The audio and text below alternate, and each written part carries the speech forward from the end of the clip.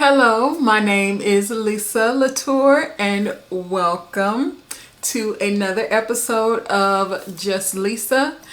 And on this channel and these episodes in particular, I share my aha moments, the lessons that I have been learning, lessons that I have learned in the past, and things that have helped me in my growth experience. I have grown so much over the past 10 years, and I am sharing that journey and those experiences out loud on a platform. So that's what I'm here for.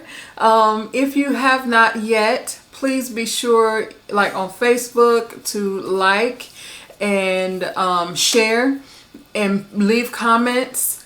And as well, if you're on YouTube, please do the same. Like, share, subscribe, comment, because I'm going to keep these lessons going, okay? Learning is a lifelong thing. Growing is a lifelong thing. So I will be coming back here over and over again every week until something else happens. But until that something else happens, I will see you back here next week, okay? So I'm just gonna jump right into the topic.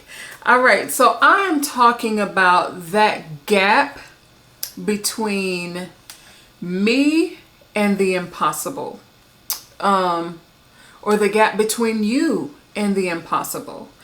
And what I mean by that is there are so many things that we see, that we desire in our heart that seems out of reach. Weight loss has been one for me. Certain jobs, living a certain lifestyle, whatever it is. Wildest dreams, okay? Those desires of your heart have seemed so out of reach, have seemed so impossible, because the you who stands there watching that particular dream may not see that being possible for you. And I was thinking about a book that I just read.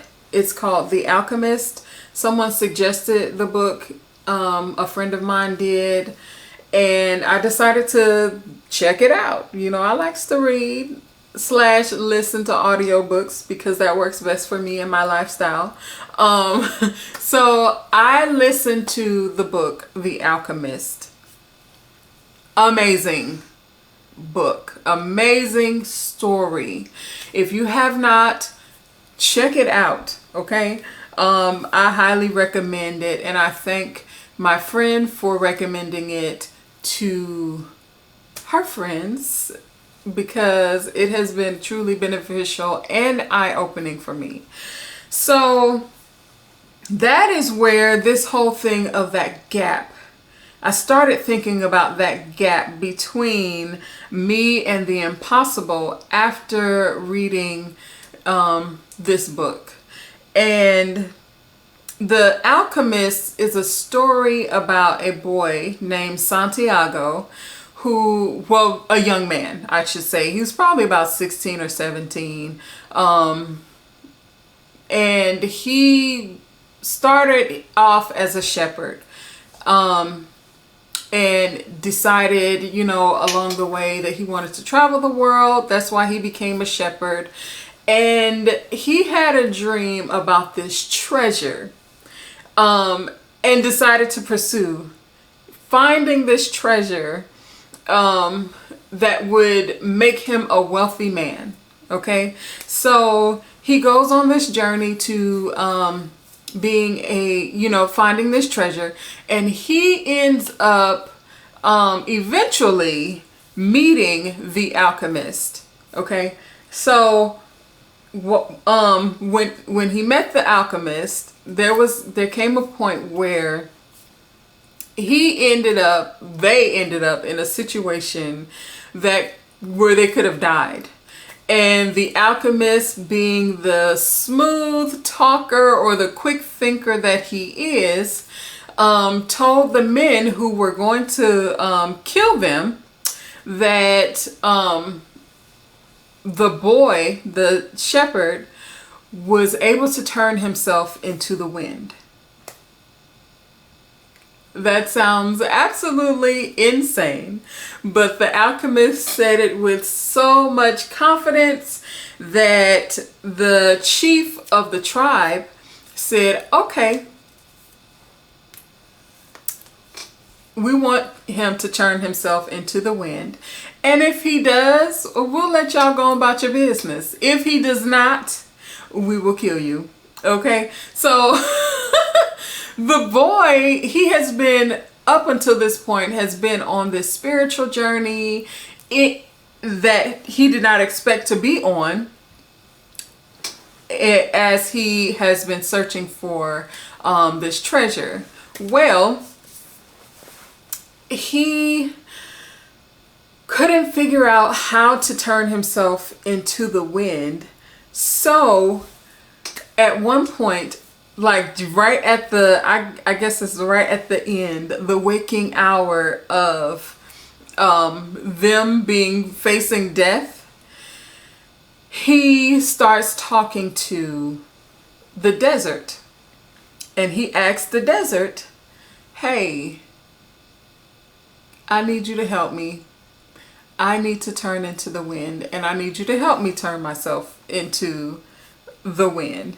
And so the desert said, just long story short, I don't know how to turn you into the wind, but I can help you get to the wind, and maybe you can ask the wind to help you turn into the wind. And so that's what he did. He took the boy to meet the wind.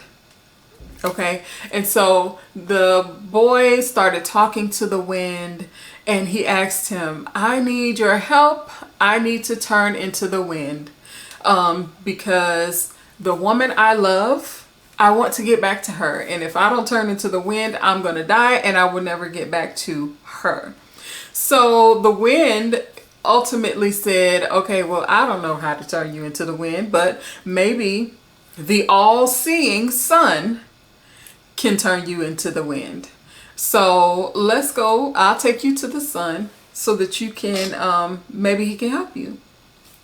So the wind takes the boy to the sun, and the boy talks to the sun, and he says, I need to turn into the wind, and you are the wisest of all creations because you see so much of the earth.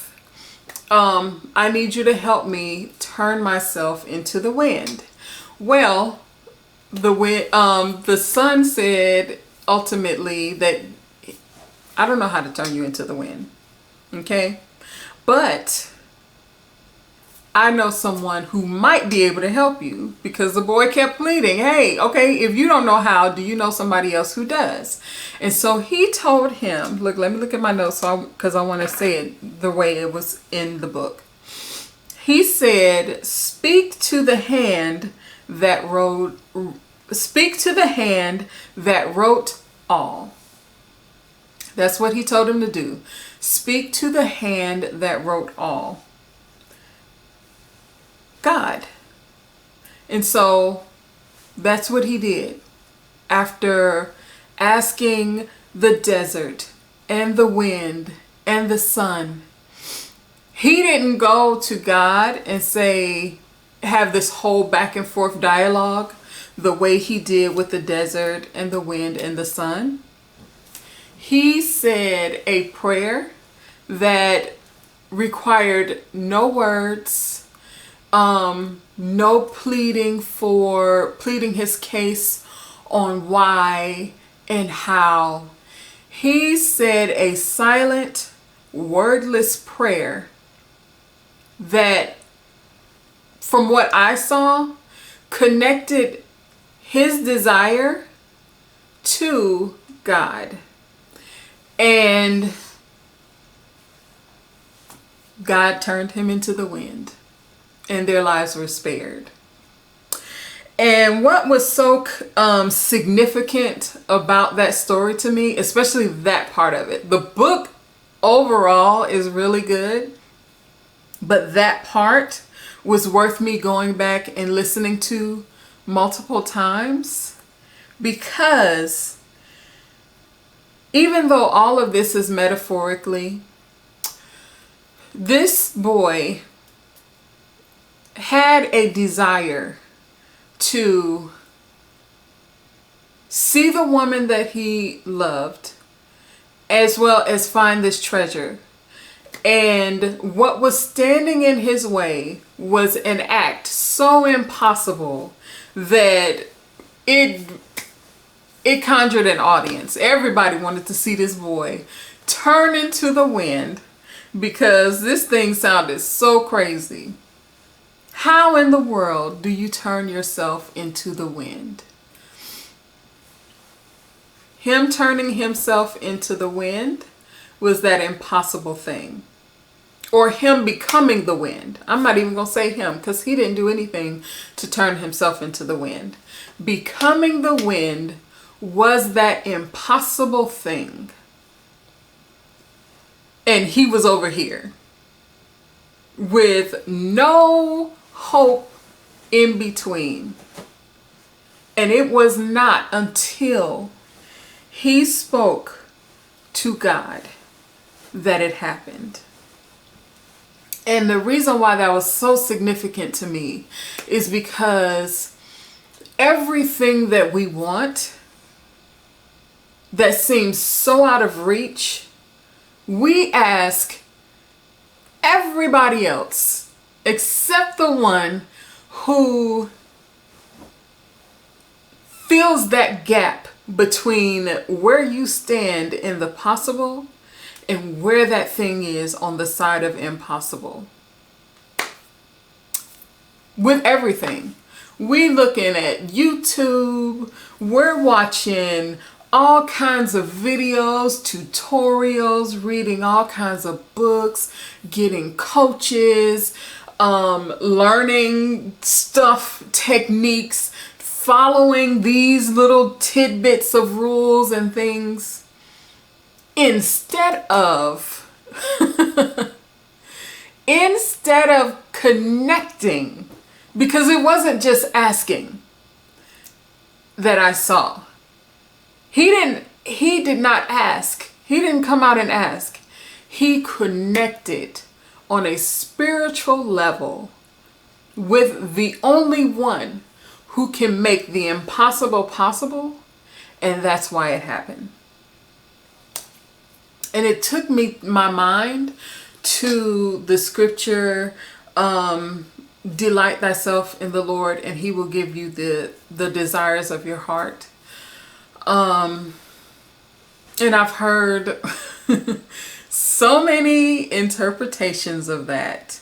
You know, we delight ourselves in the Lord by having our devotion, reading our Bible, by being obedient and doing what's right and living a life that's right. Because guess what? We've heard the testimonies where people go to God, Lord, I do this and I do that and I do this, and still things are happening. Delight thyself in the Lord and he will give you the desires of your heart. When we connect to God on a spiritual level that moves out of the way the pleading our case and the walking the straight and narrow and following the instructions in the instruction manual, that's when we delight ourselves in the Lord. When our heart speaks to God, no words, none of that. That's when we delight ourselves in the Lord. And if whatever it is that you want is on that side of impossible,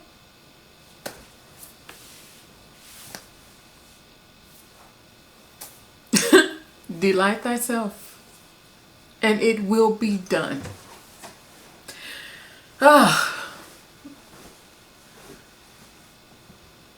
Let me pause. I did not expect to get emotional. I will be right back. I'm back.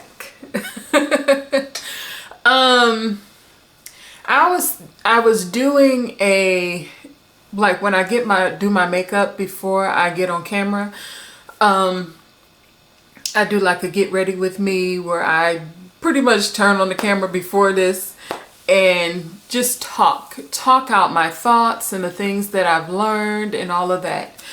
And one thing that I was talking about was, you know, whatever life changes that you make, quit doing all of those things that are the rules of success. We always think that you are successful when you follow the rules. You are successful when you do the right things, when you implement the systems, when you do this and that, all that legalistic stuff. All the legalistic stuff. Success in whatever it is that you want to do. Success in whatever your desires are comes with connecting to the one who makes the impossible possible. I mean, it's plain and simple. And that is where we mess up and how we end up in that rat race. You know, that pool of anxiety where we feel like we've got to do whatever it is we got to do in order to be worthy, in order to be successful, in order to get what we want. We got to come out of the rat race. We do.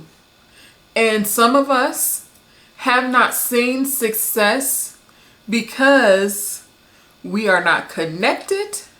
We are stuck on that spinning wheel. We are doing things that serve others and not ourselves. We're asking for advice from this one and we're doing what this one says works, when really they're saying these things because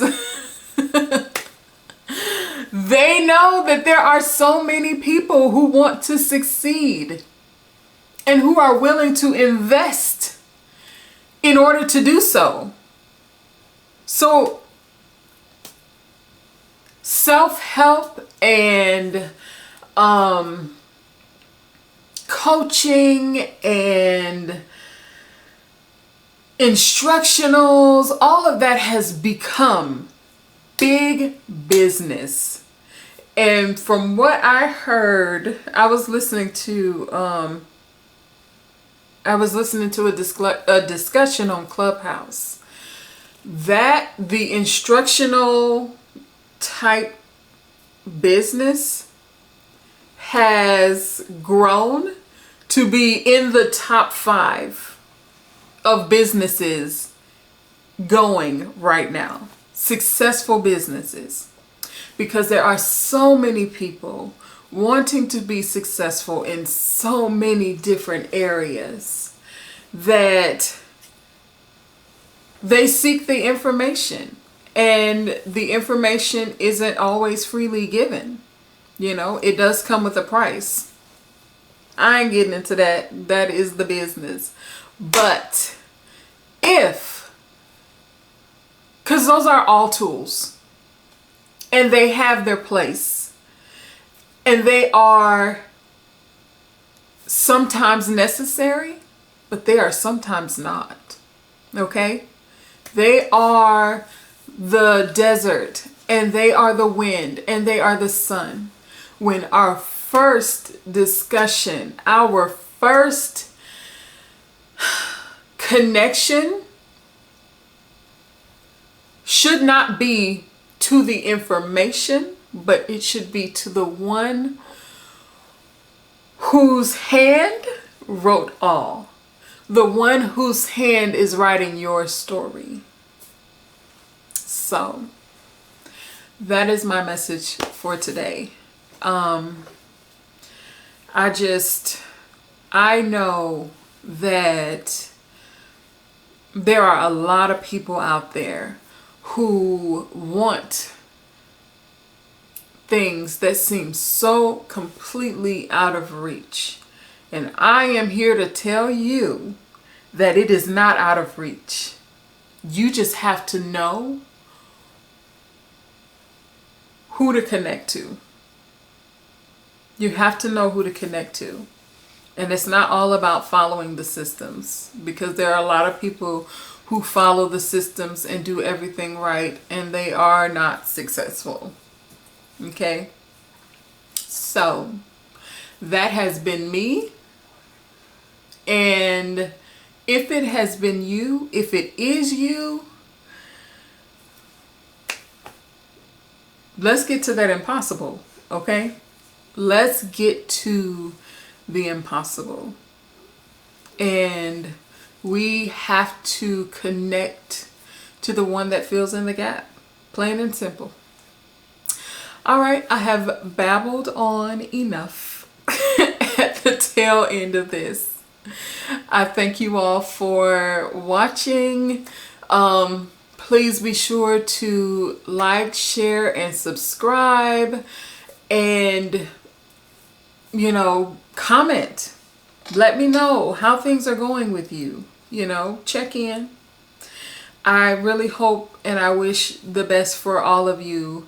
And I share because I know that what I have learned has been life-changing. And I'm going to share it the way I experience it. No gimmicks, none of that. I'm just here to share. This is my gift to you all.